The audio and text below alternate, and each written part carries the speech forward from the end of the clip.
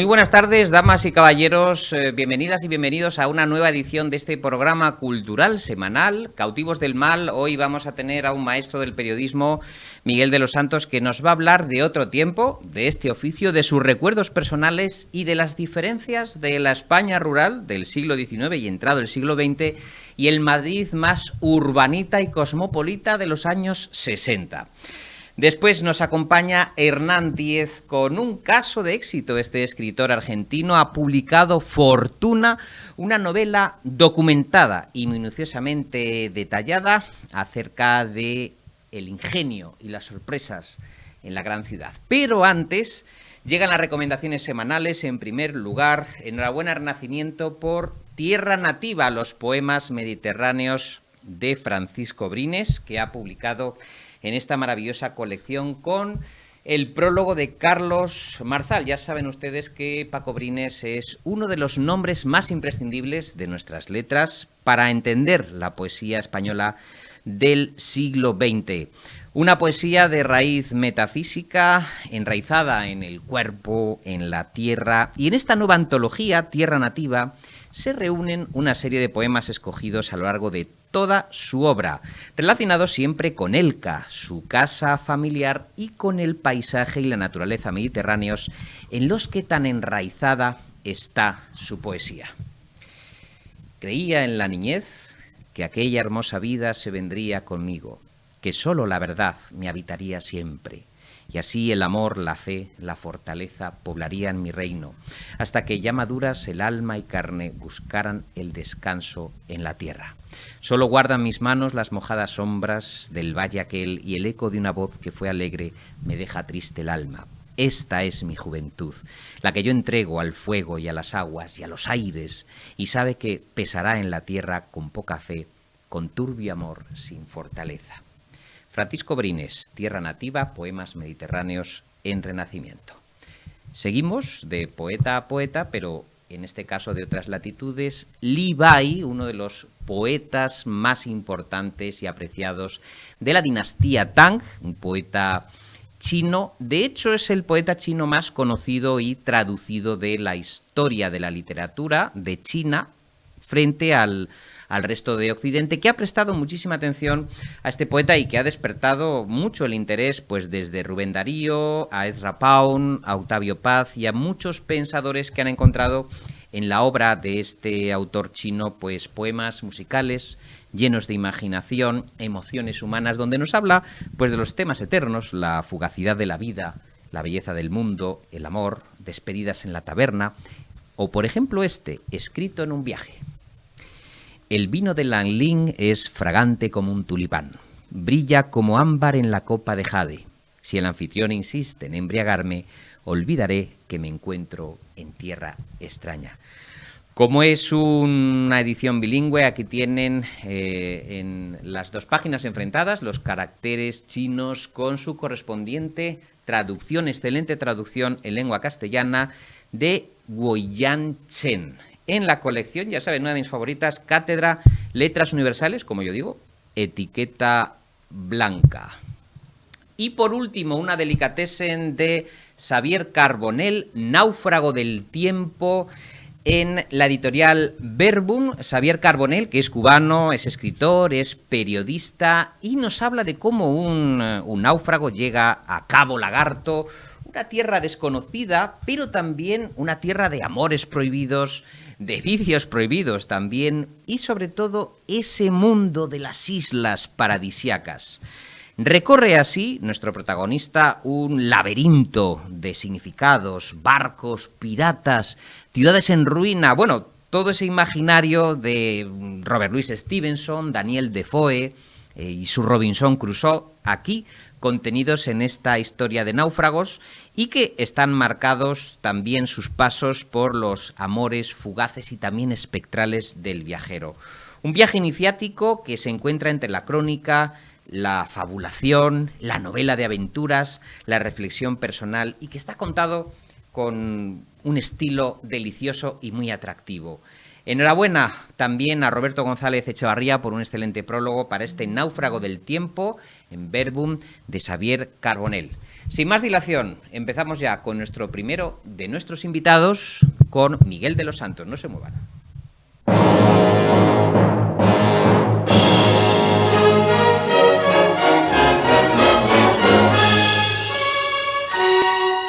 Les decía en el sumario que hoy abrimos Cautivos del Mal con un invitado excepcional, testigo de la historia del periodismo de este país, viajero incansable, escritor y sobre todo de vocación precoz y aparición tardía en la narrativa literaria. Miguel de los Santos ha obtenido el Premio Ondas, el Premio Nacional de Radio, Popularidad del Diario Pueblo, Asociación de Cronistas de Nueva York, Antena de Oro y Micrófono de Oro de la Federación de Asociaciones de Radio y Televisión, Medallas de Oro en Nueva York y Hamburgo, en fin. Es miembro de mérito de la Fundación Carlos III y miembro fundador de la Academia de Televisión. Esto no se crean, es parte de su currículum. Pero sin más dilación, tenemos ya el honor de presentarles ya a Miguel de los Santos. Miguel, bienvenido a Cautivos del Mal. Qué gran placer tenerte aquí, un maestro como tú. Impone tenerte en este programa. No te creas, no. Quizá el que se encuentra un tanto acomplejado por el buen trato y maravillosas palabras que me has dedicado. David, te lo agradezco mucho y te felicito por este título, que rememora una de las grandes películas de la cinematografía norteamericana, Cautivos del Mal. Vincent Minnelli. Esperemos no quedar cautivos del mal este día, ¿no?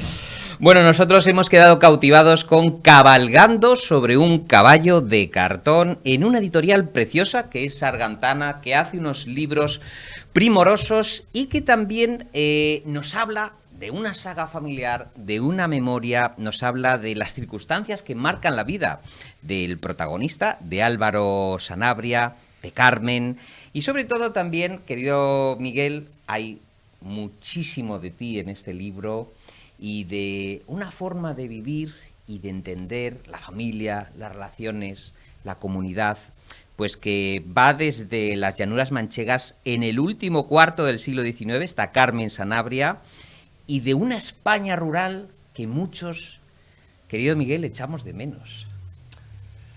Bueno, yo creo que uno de los primeros deberes de un cronista cuando se dedica a escribir narrativa es dejar testimonio de la época que le ha tocado vivir, y si aún puede retroceder un poquito más en el tiempo, mejor todavía.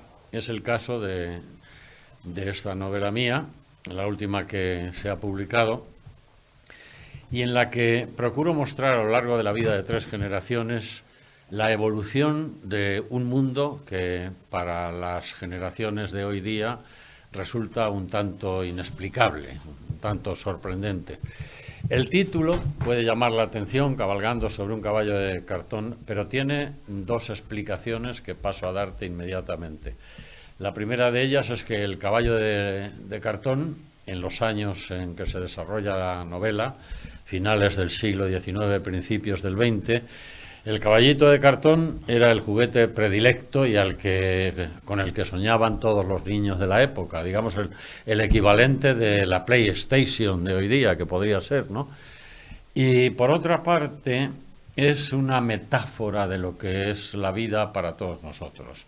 El balanceo de un caballo de cartón es la explicación clara de cómo nos movemos nosotros en el transcurso de la vida, en un vaivén continuo entre lo satisfactorio y lo negativo, entre el buen momento que nos ofrece la vida y, por contra, los disgustos que lleva acompañados, ¿no?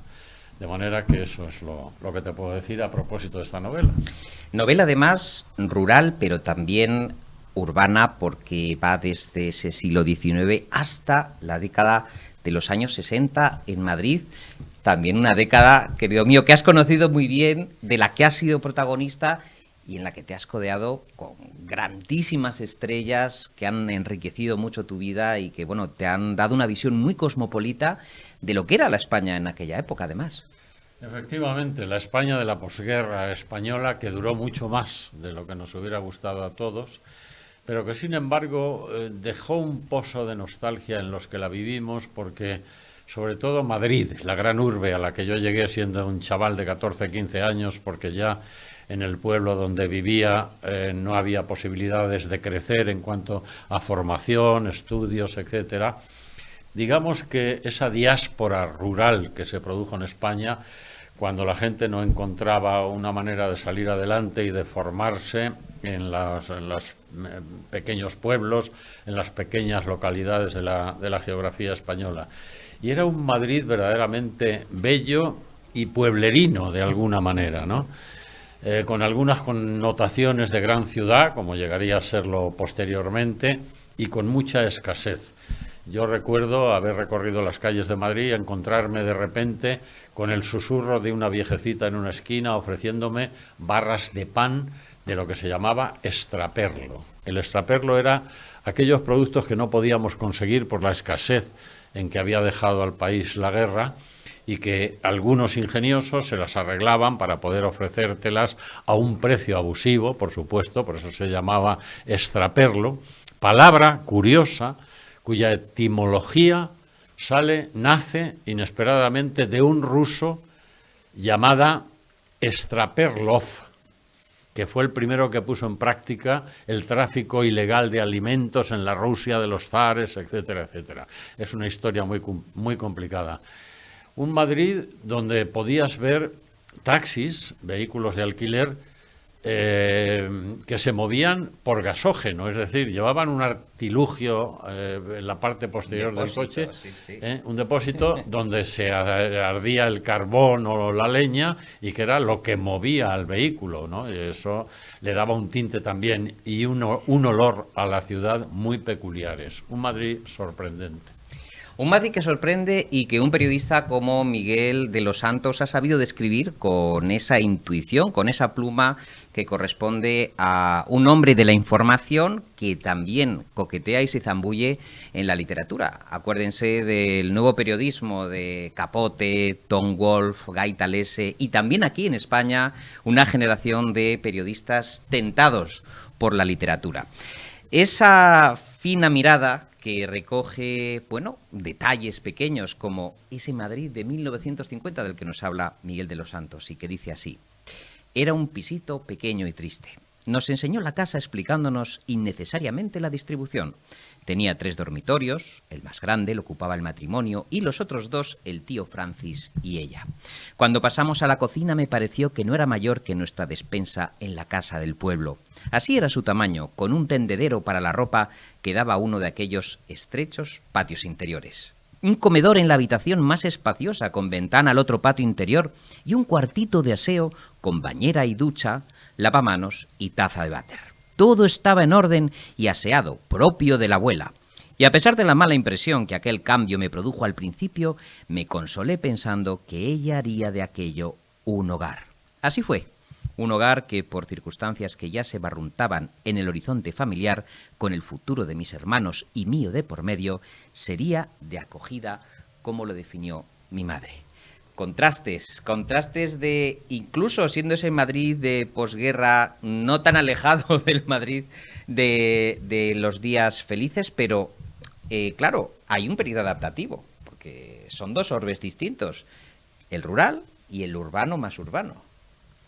La abuela Carmen Sanabria, que es la protagonista de este relato, era un personaje único, inspirado en mi propia abuela paterna, aunque realmente no relata su verdadera historia, pero sí la humanidad de una mujer que, como digo en la descripción que hago de la persona y del personaje, era una mujer pobre, sabia y hermosa. 3 atributos que hacían de ella un ser verdaderamente singular.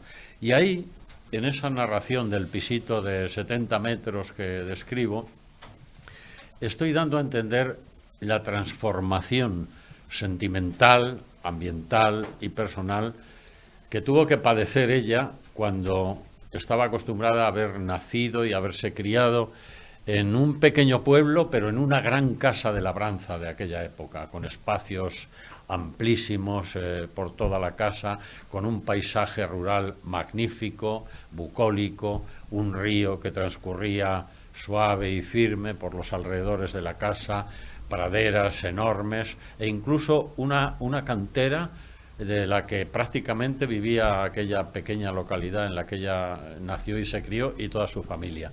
Y cómo las circunstancias le obligan a trasladarse a Madrid para darle a sus hijos una vida mejor, un futuro más esperanzador, porque en el pueblo ya no daba para más.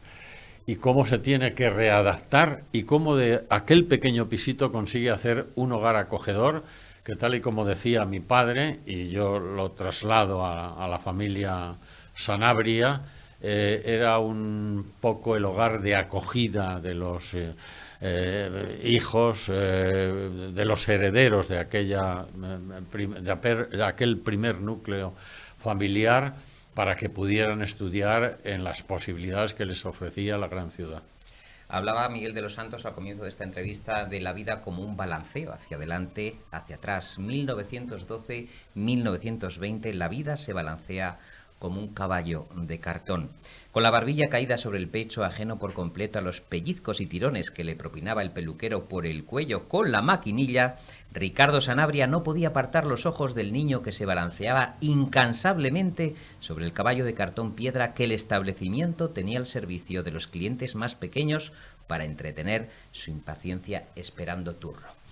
Una infancia además y unas sagas familiares que también vienen marcadas por la cultura, porque este libro, leyendo sobre todo ya los estrenos de cine de La senda de los elefantes, Eleanor Parker, Cuando ruge la marabunta, esas heroínas y esas tramas de aventuras estaban también a la orden del día en la educación sentimental de aquellas míticas dobles sesiones de cine, Miguel. Mira, es que el cine en aquellos años, hoy no sé si lo entenderán las nuevas generaciones, pero era la salida de tanta pobreza y tanta tristeza como rodeaban a los jóvenes. Allí íbamos a evadirnos. Por muy poquito dinero pasabas 2 horas maravillosas.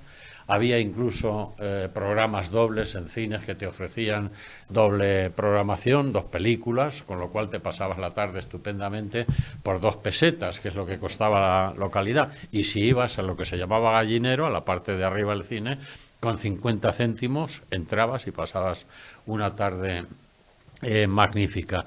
Y de ahí nace esa especie de figura que yo condenso en una sola, Eleanor Parker, que era una de las grandes actrices de aquellos años y de la que el protagonista queda prendado cuando ve su primera película y sueña con algún día descubrir una Eleanor Parker, que efectivamente acaba descubriendo y acaba formando con ella un hogar.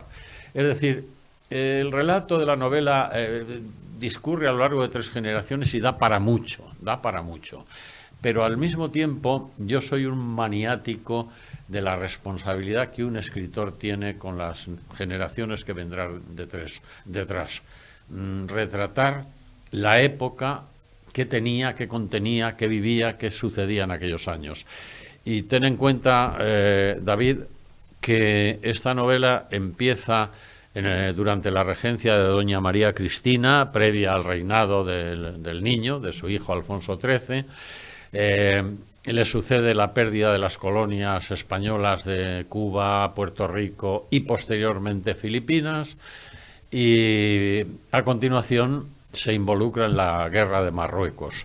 Ahí yo he hecho un esfuerzo de documentación para situar a los personajes en el contexto histórico que les tocó vivir y en demostrar que aunque a veces pasemos de puntillas o por alto los grandes acontecimientos políticos y sociales que nos rodean, ahora mismo la guerra de Ucrania, los desastres de Iberoamérica, el problema de Nicaragua o Venezuela o Ecuador, etcétera, etcétera, muchas veces llegan a afectar directamente al devenir de nuestra propia historia, de nuestra familia.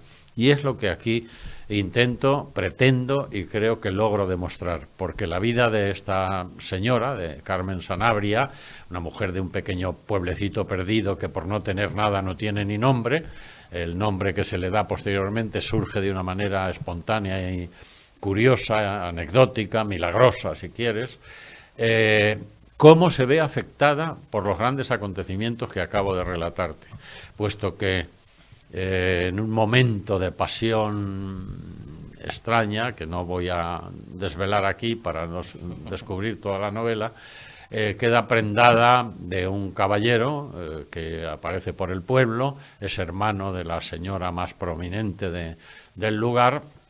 Viene a visitarla, se conocen y en un momento de pasión pues engendra un hijo de este señor. Este señor es un diplomático que se ve involucrado en las tareas diplomáticas de su profesión, tanto en Filipinas primero como posteriormente en la guerra de Marruecos. Esto le lleva a alejarse mucho tiempo y cuando vuelve a casarse con ella y adoptar el niño y demás, se encuentra con la sorpresa de que está casada con otra persona que se ha hecho cargo ya. En fin, no quiero entrar en detalles para no reventar el final, ni muchísimo menos. Es decir, que por mucho que veamos en la distancia lo que ahora mismo está sucediendo en Ucrania, puede afectarnos en nuestra vida personal, privada y sentimental. Y es otro de las características que tiene la novela. Más allá de la relación entre los grandes dignatarios mundiales, las estrategias bélicas, la geopolítica, estos grandes acontecimientos modifican la vida y a veces incluso el talante y el devenir de la existencia de las personas. Eso es, así es, exactamente, así es. Bueno. Para que contrasten entre las grandes capitales del ayer con las de hoy, Miguel de los Santos, como buen periodista, va salpimentando de esa crónica sentimental las páginas de esta novela, que les recuerdo es Cabalgando sobre un caballo de cartón. Por ejemplo, una muestra. Ricardo conoció lugares emblemáticos del nuevo siglo en su primera década. En el Petit Moulin Rouge de Barcelona vio su primer espectáculo de flamenco y un número de travestidos que le dejó hasta tal punto desconcertado que el empresario de textiles que le había invitado tuvo que explicarle de qué iba aquello. Siempre que pasaba por Madrid solía disfrutar en los cafés teatro, en el del Recreo y el de Capellanes, donde vio actuar a Silverio Franconetti y a la Argentinita, respectivamente. En los teatros de variedades se escuchó a Amalia Molina, la Chelito y la Fornarina, con aquellos cuplés llenos de picaresca que aún le hacían enrojecer. Asistió al estreno de La Malquerida de don Jacinto Benavente en el Teatro de la Princesa de Madrid y al de la ópera La Favorita de Donizetti en el Real. Hasta tuvo la suerte de ser testigo presencial de una corrida de toros en la Maestranza de Sevilla que, a decir de los entendidos, quedaría para la historia. Un mano a mano entre las dos grandes figuras de la época, Joselito, el Gallo y Mazzantini. Aquella tarde el toreo pasaría a ser una de las grandes aficiones de Ricardo Sanabria. Ni qué decir tiene que todas las experiencias profesionales y de ocio, aparte de llenar su vida e ir labrando su futuro, fueron también relatos interminables tanto para los abuelos como para su madre y padrino, a quienes dedicaba obligatoriamente el tiempo libre de que disponía, contándoles pormenorizadamente anécdotas y experiencias debidamente aderezadas de sucedidos y chascarrillos generalmente magnificados por su imaginación. Y hay una parte de tu novela que a mí me encanta, que es la recreación de ambientes. Esos cafetines, esos cuplés, esa vida tan rica, cultural, en la que tú también has participado, de tertulias, de artistas, y que a veces pues uno cuesta encontrar un poco en el siglo XXI, Miguel. Efectivamente, son cosas que han desaparecido porque hoy día las nuevas tecnologías nos llevan por otros mundos menos bucólicos, más prácticos, muchos más directos, más prácticos y, por qué no decirlo, quizá más atractivos para la forma de pensar de las nuevas generaciones. Desde luego, el texto que acabas de leer ha cobrado una fuerza muy especial para mí, parecía como si fuera nuevo. Me ha gustado especialmente por la entonación que le has dado al relato, porque esa es la intención que subyace en el escritor cuando intenta trasladar al lector lo que pretende, ¿no? Y tú lo has hecho perfectamente. ¿Qué pasa con ese ambiente? Si no lo contáramos, la gente no podría imaginárselo.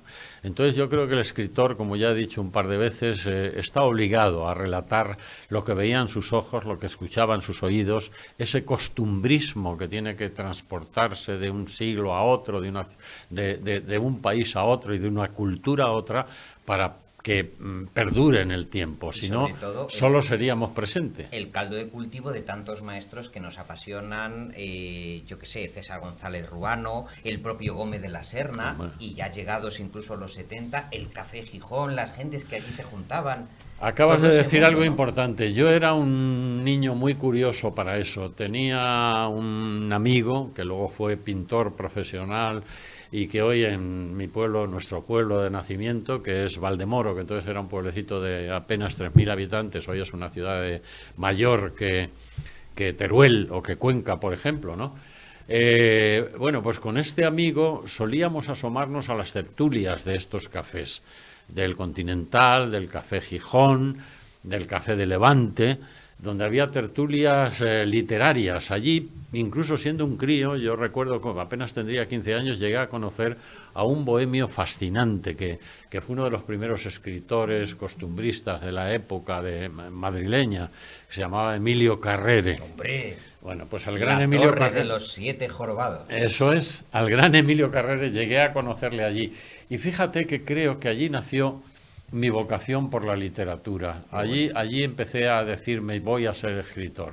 Y sin embargo, hice periodismo precisamente por considerar el primer paso para llegar a escribir narrativa, y he tardado casi 70 años en conseguirlo, porque me fue tan bien la profesión, desusadamente bien. Fui tan pronto reclamado para hacer buenos trabajos en la televisión y en la radio, que no me quedó ese tiempo necesario para la narrativa hasta que me jubilé del periodismo. Fue en ese momento justamente cuando decidí que no podía dejar pasar más tiempo, que me quedaba lo que me quedaba, un tiempo justo para llegar a cumplir mi ilusión de escribir y publicar. Otra maravilla, tirando de personajes míticos de esta España, de la que hace memoria Miguel de los Santos, relatos de mi memoria, y fíjense en la nómina: Raquel Meyer, Julio Iglesias, Gila, Tipi Col, Joaquín Prat, Rafael, Matías Prats Cañete, Camilo José Cela, Bobby de Glané, José Luis Uribarri, Álvaro de la Iglesia, Miguel Ríos. Manual imprescindible también para recordar un canon del periodismo y de una manera de hacer la profesión y el oficio. Sí, bueno, y algunos que en esa página exactamente no aparecen, pero sí a lo largo de los relatos, como puede ser Adolfo Suárez, con quien tuve una muy particular relación y amistad, el presidente del gobierno que condujo con mano firme la democracia, España hacia la democracia, la llamada transición pacífica, que fue un ejemplo para todo el mundo, de recuperación y regeneración de la vida social y democrática en España, y algún otro personaje que tuve la suerte de conocer en momentos calientes del periodismo, como Pablo Neruda en la famosa Isla Negra de Chile, donde tuve con él un encuentro apasionante, o gente como Salvador Allende, a quien entrevisté 7 meses antes del desastre del Palacio de la Moneda en Santiago de Chile, donde murió. Aún no se sabe si de su propia mano o por el ataque de las fuerzas del general Pinochet, que lo tomaron, ya sabéis, violentamente.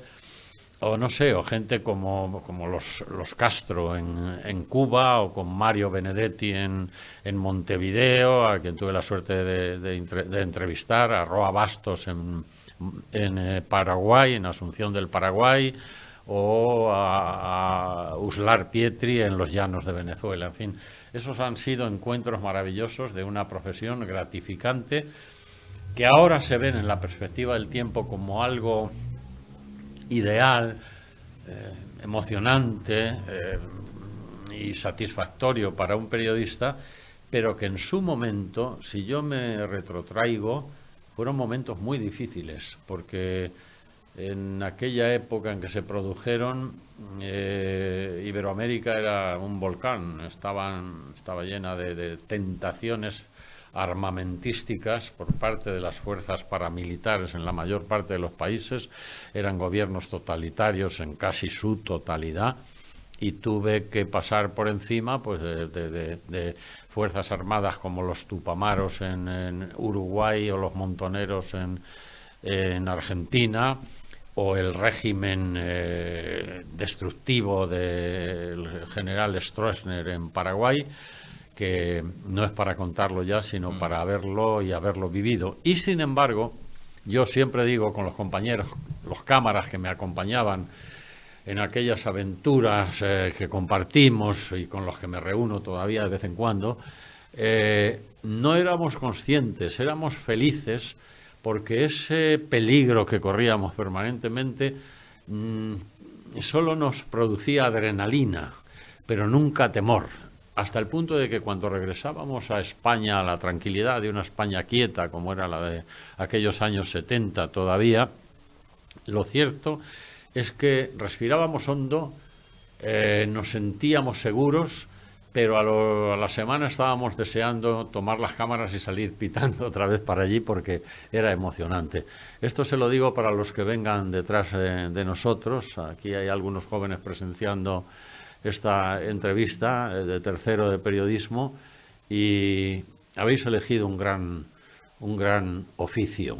Meteros en él hasta dentro y no os decepcionéis nunca con los tropezones que vais a tener al principio, con las dificultades, con la incomprensión y también con la dejación que hacia vosotros vais a notar en algunos estamentos de los medios de comunicación, porque como decía Machado y bien cantó Joan Manuel Serrat, todo pasa y todo llega, porque la vida es pasar, pero al final cuando llega merece la pena todo lo que se ha pasado. Bueno, planteado así, como dice Miguel de los Santos, este oficio y sobre todo el viaje por la cultura, por la historia de España, en la vida de tantos y tantos personajes que han pasado por delante de sus micrófonos, de su máquina de escribir, que me consta que Miguel de los Santos, en una máquina de escribir como la que tienen ustedes aquí en sus pantallas, ha pergeñado, ha escrito, les recuerdo, esta estupenda novela en sargantana, Cabalgando sobre un caballo de cartón, que combinamos y presentamos hoy con estas memorias necesarias del oficio, de la profesión, del periodismo, relatos de mi memoria. Y aquí es una edición que pueden conseguir, Miguel, nuestros telespectadores. Sí, el libro está, bueno, en Amazon, por supuesto. Se puede conseguir. En Amazon, por decir un punto fácil, Vale. ¿no?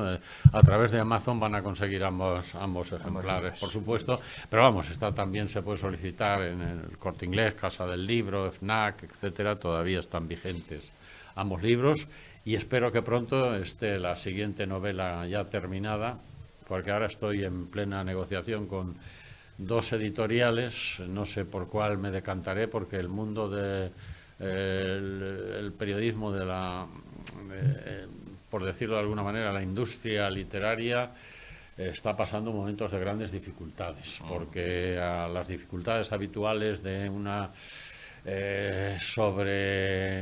o saturación de ejemplares que salen cada día, cada semana y cada mes, ahora se añade la carestía del papel, que por si no lo sabías, David, ha subido en los últimos meses un 40% el costo del papel. Vale. Por lo tanto, tragedia las ediciones para los editores, para los escritores, y por tanto, pues ahora hay que negociar la publicación de los libros bajo unos parámetros muy diferentes a los que había antes, que ya eran estrechos para el autor, porque por si alguien no lo sabe, el que menos gana con un libro es el autor. Efectivamente. La mayor parte del precio, lo digo para los que compren libros, que digan, claro, este libro, tal, 20 euros, 22 euros, bueno, pues de esos 20 euros que cuesta el libro, el autor se suele llevar 2. Madre mía. El resto se queda entre la distribuidora, la editorial, los puntos de venta, etcétera, etcétera. Nosotros aquí en Cautivos del Mal tenemos la suerte de que este programa llega directamente a sus pantallas, en el ordenador, en la televisión, así que lo tienen asequible por 0 euros. Miguel de los Santos, un placer tenerte contigo. Muchas gracias, David. Y esperándote ya tu siguiente novela para que estés aquí y compartirlo con todos los telespectadores y usuarios. Voy a darte la primicia y el anticipo. Se titula Flor de Avispa. Flor de Avispa. Y nace Flor de Avispa y como subtítulo Nicaragua 1979.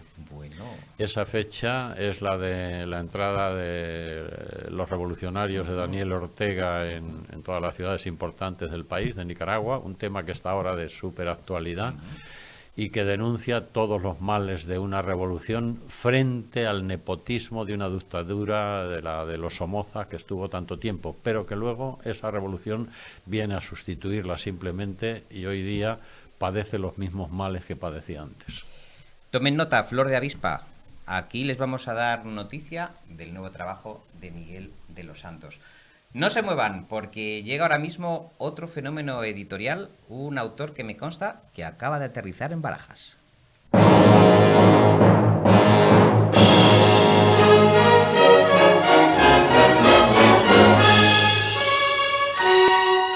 Bueno, les decía que acaba de aterrizar, bueno, hace unos poquitos días, pero todavía está inmerso en la vorágine de entrevistas y nos ha concedido, gracias a las buenas gestiones de Lidia Lapuerta en Anagrama. Tenemos aquí en Cautivos del Mal a Hernán Díaz, que ahora mismo está en boca de todos los periodistas, de toda la gente amante de la literatura, por Fortuna, una edición preciosa, y te tengo que saludar. Bienvenido a Cautivos del Mal. Hola, ¿qué tal? Un placer ser un cautivo. Muy bien. Bueno, un fenómeno editorial está gustando muchísimo. Varios amigos me dijeron... ¿En serio? Sí, me dijeron, tienes que traer a Hernán Díaz. Entonces, en cuanto yo tuve allí ya el correo, y le digo a Lidia, que venga inmediatamente. Bueno, me caen muy bien tus amigos. ¿Cómo te explicas esto? Tú, ya sé que te costará explicarlo, pero ¿por qué está gustando tanto tu novela? A ver. No soy sociólogo y si supiera cómo diseñar algo como lo que está pasando, bueno, sería increíble, ¿no? Uno escribe sobre aquello que le interesa con la ilusión de que los lectores sientan al menos una fracción de lo que uno sintió al escribir el texto, y eso es lo mejor que uno puede hacer. El resto realmente depende un poco del azar y de circunstancias que están más allá de mi control. Gracias a técnicas que mezclan la realidad y la ficción, Hernán va desdibujando esas fronteras, pero aprovecha también en ese viaje metaliterario hacer un repaso del capitalismo más voraz y, sobre todo, querido amigo, de los salones oscuros de la conciencia, de, como digo, ese mundo capitalista y el mundo de las grandes finanzas, que todos sabemos que muy limpias no tienen que ser. Sí, bueno, lo que me interesaba en este libro era explorar el capital financiero, más allá del capital que pueda ser el resultado de la producción de bienes concretos y tangibles o de servicios puntuales.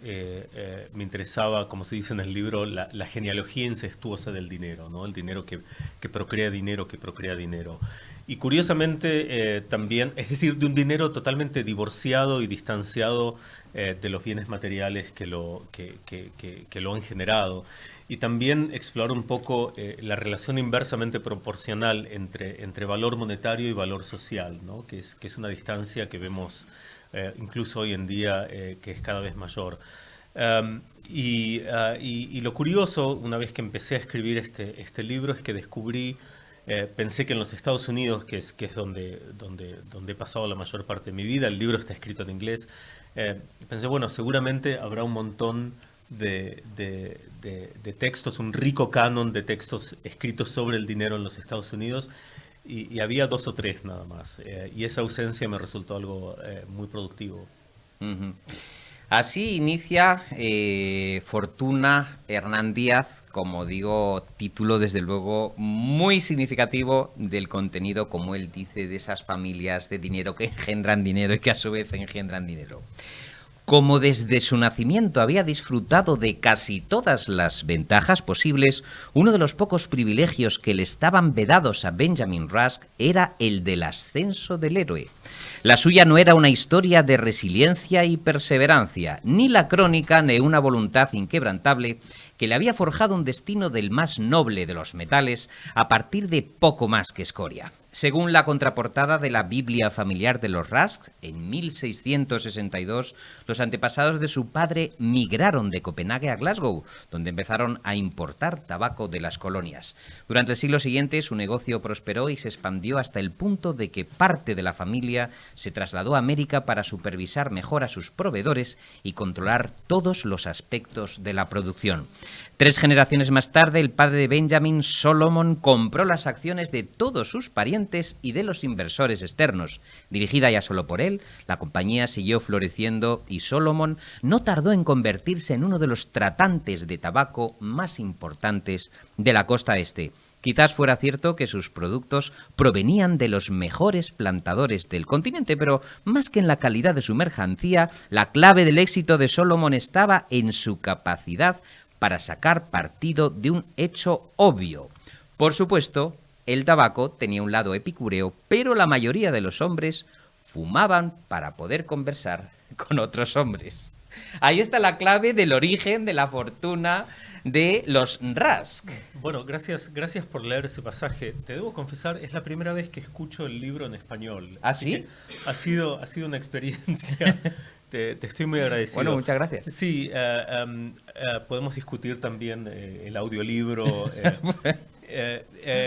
Sí, para mí era muy importante que esta fortuna estratosférica, el libro trata no de un hombre que tiene un buen pasar, sino del hombre más rico del mundo. Ese tipo de fortuna cósmica directamente. Pero era importante para mí, como dice la oración inicial del libro, que este personaje viniera de una posición de privilegio, ¿no? Es decir, no existe cosa tal como el self-made man, ¿no? El hombre que se hace a sí mismo. La mayoría de estas fortunas están arraigadas en una gran desigualdad y en privilegio, ¿no? Y no es casual que el origen de esta fortuna esté en el tabaco, que es una industria que en su momento se basó en el orden colonial y de la esclavitud. Fíjense también, porque lo bonito de Fortuna es que Hernán Díaz penetra en las alcobas, en las pastillas que hay que tomarse, en tramas muy oscuras, como por ejemplo en miedos ancestrales, y dice: la intimidad puede ser una carga insoportable para quienes, al experimentarla por primera vez después de una vida entera de autosuficiencia orgullosa, de pronto descubren que era lo que le faltaba a su mundo. Encontrar la dicha se vuelve indistinguible del miedo a perderla. Cuestionan su derecho a responsabilizar a otro de su felicidad. Se preocupan porque su ser amado pueda considerar tediosa su reverencia. Temen que su anhelo les pueda haber distorsionado los rasgos de formas que ellos mismos no alcanzan a ver. Y así, vencidos por el peso de todas estas preguntas y preocupaciones, terminan por doblarse sobre sí mismos, y la felicidad que acaban de encontrar en la compañía se convierte en una expresión más profunda de la soledad que creían haber dejado atrás. Era ese miedo el que Helen notaba en su marido poco después de su boda. Y este pasaje me ha gustado mucho. Gracias. Porque yo creo también, Hernán, que detrás de esas familias que se fotografían en las grandes cabeceras, que sus vidas son anheladas por millones de personas, esa soledad de la que tú hablas, la tentación del fracaso y el abismo que está presente, muchas veces se dice: ¿cómo han roto esta pareja si se acaban de casar? No sé qué. Es que lo retrata muy bien Fortuna, porque ese afán de perfección es el que estrangula muchas veces esas relaciones. Bueno, has dado en el clavo al leer ese pasaje y al interpretarlo de esa manera. Creo que antes, cuando este era un proyecto amorfo y no estaba demasiado claro en qué dirección iba a ir, lo que sabía era que quería escribir sobre una gran fortuna, sobre el capital, y uno de los motivos que me interesaba, por el que me interesaba este tema, es porque me imaginaba, no conozco al hombre más rico del mundo, o sea que fue un ejercicio de la imaginación, pero me imaginaba que con una fortuna de tal magnitud debería venir un acceso total a todas las experiencias posibles que ofrece el mundo, a todos los objetos posibles que ofrece el mundo.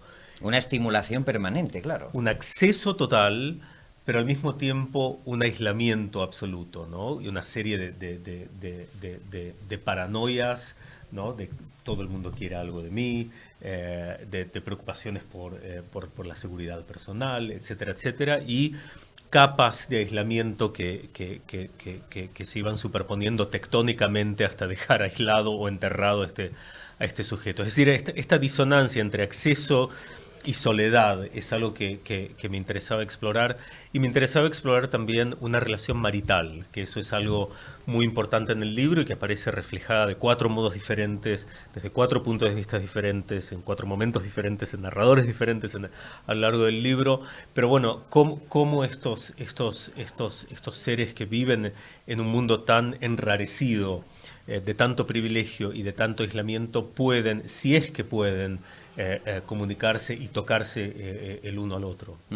¿Cómo interpretas, después de haber revisado la documentación de la época, que en unos felices años 20, familias de prosperidad, el propio Benjamin Rusk, puedan soportar o puedan afrontar el crack del 29, la caída de Wall Street, uno de los momentos más terribles de la historia de la economía mundial? ¿Cómo lograron superar, de pasar de una bonanza extraordinaria a la ruina total? Bueno, la novela en realidad describe el movimiento opuesto. La familia de estos magnates, o el magnate principal, el personaje principal, que es este magnate, toma ventaja de las crisis. Toma ventaja de las crisis y de hecho multiplica su riqueza infinitamente casi como resultado de la crisis. Esto lleva también a un aislamiento aún mayor porque ¿Cómo se consigue eso, Hernán? Que es también una cuestión que la hemos visto ahora en las crisis actuales, cuando muchos ricos se han hecho, lo saben las encuestas, súper ricos. Hay diferentes modos. Yo elegí un tipo de operación financiera, no soy economista, elegí un tipo de operación financiera que es bastante conocida y quería como que el público lector en general no tuviera que romperse la cabeza entendiendo esta operación, que no sé muy bien cómo se dice en español, creo que se dice vender en corto, selling short, selling, ¿no? ¿Querés que te la explique? Bueno, para los quizá así en 3 titulares. Digamos que hay una acción de Editorial Cátedra. Es un ejemplo, es un ejemplo que está vendiendo muy bien, a 100, digamos. Muy bien. Que está a 100. Entonces, yo te pido prestado, ¿me prestarías, por favor, una acción de Cátedra? Gracias. Te la voy a devolver pronto. Voy al mercado y la vendo por 100. Esperando que Cátedra fracase. Perdón, Cátedra, amo los libros de Cátedra. Porque tengo algún tipo de conocimiento. Pasan 2 meses, Cátedra, por algún tipo de escándalo interno, fracasa. Las acciones que estaban a 100, ahora están a 35. Entonces voy al mercado, vuelvo a comprar esta acción a 35 y te digo, gracias. Y te devuelvo la acción que me habías prestado inicialmente. Y tú ganas 65. Y tú ganas 65. La parte sentimental, la parte emocional, que está muy bien descrita también, porque realmente la vida de Benjamin y de Helen pues está atravesada por mares procelosos de las emociones, y hay una cosa que tú comentas muy bien, ¿no? Los límites de la realidad y la ficción, es decir, la manipulación, la necesidad a veces de agarrarse a historias que no están muy apegadas al día a día, que no son la realidad tangible, para poder sobrevivir o afrontar la propia realidad. Es decir, la ficción como salvavidas en una vida bastante ajetreada. Sí, más que como salvavidas, lo que me interesaba en esta novela es cómo ciertos destinos personales y privados se pueden entrelazar con la vida social general, ¿no? Y cómo, de algún modo... en este caso es la novela Obligaciones, de 1937 también, sí, que juega un rol muy importante en la novela. Sí, bueno, a ver, para que todo deje de ser un tanto abstracto, convendría resumir parte del libro. El libro comienza, hay un índice y la primera sección del libro es toda una novela completa dentro de la novela misma que narra el ascenso del hombre más rico. Incluso que vean ustedes con su cubierta correspondiente, vamos a ver si la vemos aquí. Exacto. Aquí está, Obligaciones. Exacto, que es lo que leíste inicialmente, es el comienzo de... Un libro dentro de un libro, que es un juego que hace Hernán, de muñecas rusas, podríamos decir también. Absolutamente. Este libro concluye y pasamos al segundo libro, que son las memorias escritas por un magnate de la vida real, en quien nos damos cuenta rápidamente el primer libro había estado basado. Y este hombre de la vida real no está muy contento con cómo ha sido retratado Andrew en la novela. Bebel, Mi vida. Exacto. Y quiere corregir esta narrativa, pero con supuestamente la verdad histórica, la verdad Que aquí la tienen también en un fragmento muy interesante con su cubierta correspondiente, ¿no? Mi vida. Sí, la parte visual del libro es muy importante. Está muy lograda, además. Sí. Hay que felicitar a Anagrama. Anagrama es lo máximo. Entonces, y revisa ese primer libro, exacto. Andrew Bebel. Revisa ese mismo libro tratando de ofrecer lo que es la verdad fáctica, y la verdad histórica. Pero rápidamente nos damos cuenta, y esto está al corazón de la novela misma, ¿cuál es la distinción entre verdad y ficción? ¿Cuál es la distinción entre literatura e historia, ¿no? Estos límites, estas fronteras son más porosas de lo que estamos en general dispuestos a admitir. Sí, porque, por ejemplo, cuando hace esa refutación, Andrew Bebel, pues hace como una especie, pues como hacían las grandes familias, ¿no? Esas memorias de las grandes familias de los Estados Unidos, antepasados, educación, negocios, algún nombre importante como Mildred, prosperidad, tal. El legado, ¿no? Qué importante es que haya una transmisión de ADN, y eso lo descubrió Charles Wright Mills en un libro que yo siempre recomiendo, que es el de la élite del poder, la perpetuación del poder, ¿no? La conservación del poder en estas grandes familias. Sí, eso es importante también en Fortuna. Bueno, el título no es baladí en ese sentido, ¿no? Aquí hay una ambigüedad también, Hernán, en Fortuna, ¿no? Sí. El título en inglés es Trust, que por un lado significa monopolio, es casi un sinónimo estricto de monopolio, claro. Y por otro lado, desde luego, confianza. Y me interesaba el juego. Lo mismo sucede con obligaciones, que es un término comercial, que en inglés es bonds, y lazos, ¿no? Es decir, bonos y lazos. Y el título final de la sección final es Futuros, que es un instrumento financiero, pero también obviamente remite al porvenir. Nos rompimos la cabeza tratando de encontrar una traducción de Trust, y dimos con Fortuna, que creo que es muy afortunado, que tiene esta doble resonancia de un gran capital, pero también de un destino realizado o frustrado, ¿no?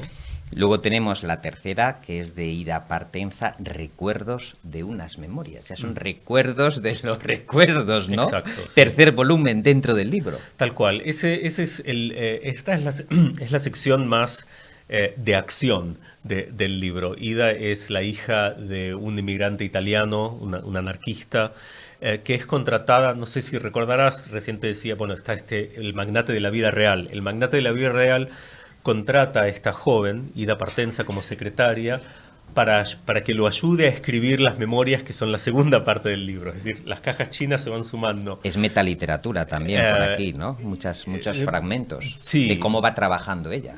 Exacto, sí, bueno, porque a medida que ella recuerda este proceso de trabajar con el magnate, al mismo tiempo va realizando un trabajo de archivo con los papeles personales de este magnate, donde encuentra el diario íntimo que constituye la cuarta y última parte de la novela. Pero Ida Partenza es un personaje al que le tengo gran afecto y es una especie de detective, es una joven de 20 y pico cortos de años, que bueno, va navegando esta ciudad en pleno ascenso que es la New York de los años 20 y 30, y enfrentándose a estos hombres, está rodeada de hombres que la tosigan, arrinconan y todos quieren extraer algo de ella, y pensé en este personaje como alguien sitiado, ¿no? Una mujer sitiada por estos hombres, estas presencias masculinas hostiles. Sí. Las grandes familias de Nueva York, las grandes familias de Wall Street, las grandes familias fundacionales de las grandes fortunas, ¿crees, Hernán, que siguen siendo hoy un referente social para muchos estadounidenses? ¿O crees que han perdido parte de ese mito que tenían antes? Hay algo que se discute, perdón por contestarte citándome a mí mismo, que es de una falta de elegancia notable, pero bueno, hay una parte en el libro donde dice, bueno, esta es New York es una ciudad fundada por una aristocracia patricia descendiente de los primeros colonos, ¿no? Y ellos pensaban que eran los neoyorquinos originales, ¿no? Luego vinieron los magnates de los bienes raíces y ellos pensaron que eran realmente y los primeros habitantes los veían con desconfianza. Después de los bienes raíces llegaron los robber barons, ¿no? La gente del petróleo y del acero, y los de los bienes inmobiliarios los miraban con desconfianza de ellos, ¿no? Después vinieron los banqueros. Es decir, con cada generación existen los nuevos viejos neoyorquinos. Esto es una dinámica de esta ciudad que es mi ciudad, en la que pude profundizar y aprender un poco más a lo largo de la escritura de la novela. Hay una obsesión en New York con lo que se llama ahí old and new money, ¿no? ¿Quiénes son los parvenus, la gente, los nuevos ricos, y quién es la gente de alta alcurnia? Esto es como una especie de ansiedad totalmente absurda, en mi opinión, pero que sí sigue absolutamente vigente en las altas esferas patricias de la ciudad. ¿Cree Hernán Díaz que el principio de la perpetuación en estas grandes familias del poder, uno de esos factores puede ser la codicia, el amor por las grandes fortunas, por amasar dinero? Sí, bueno, es evidente que alguien que dedica, vivimos en un universo inmensamente complejo, donde apenas hemos rasgado la superficie del mundo físico que nos rodea. Es un mundo lleno de enigmas, es un mundo lleno de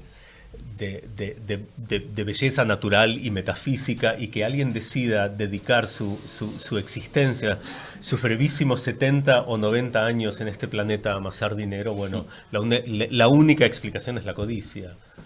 Porque en estos personajes, bueno, desde el momento de Benjamin Rusk hasta esta última indagación bibliotecaria por documentos, también hay una evolución, ¿no?, sobre el concepto del dinero.